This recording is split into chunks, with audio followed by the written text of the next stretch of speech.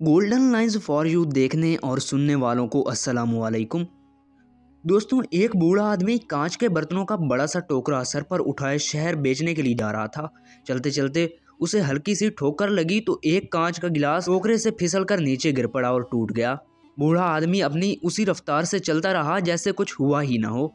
पीछे चलने वाले एक और राहगीर ने देखा तो भागकर बूढ़े के पास पहुंचा और कहा, बाबा जी, आपको शायद पता नहीं चला, पीछे आपका एक बर्तन टोकरे से गिरकर टूट गया है।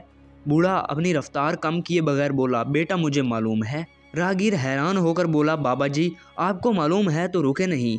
बूढ़ा बोला, बेटा, जो चीज गिरकर टूट गई उसके लिए अब रुकना बेकार है। बिलफर्ज मैं अगर रुक जाता, टोकरा जमीन पर रखता, उस टूटी चीज को जो अब जुड़ नहीं सकती को उठाकर देखता, अफसोस करता, फिर टोकरा उठाकर सर पर रखता, तो मैं अपना टाइम भी खराब करता, टोकरा रखने और उठाने में कोई और नुकसान भी कर लेता, और शहर में जो कारोबार करना था अफसोस और तासुफ के बायस वो भी खराब करता।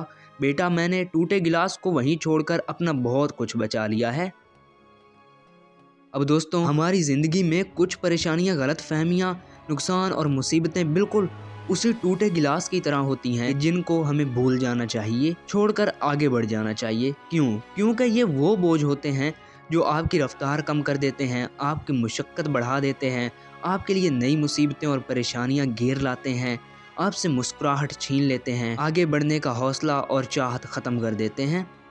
इसलिए अपनी परेशानियों, मुसीबतों और नुकसानात को भूलना सीखें और आगे बढ़ जाएं।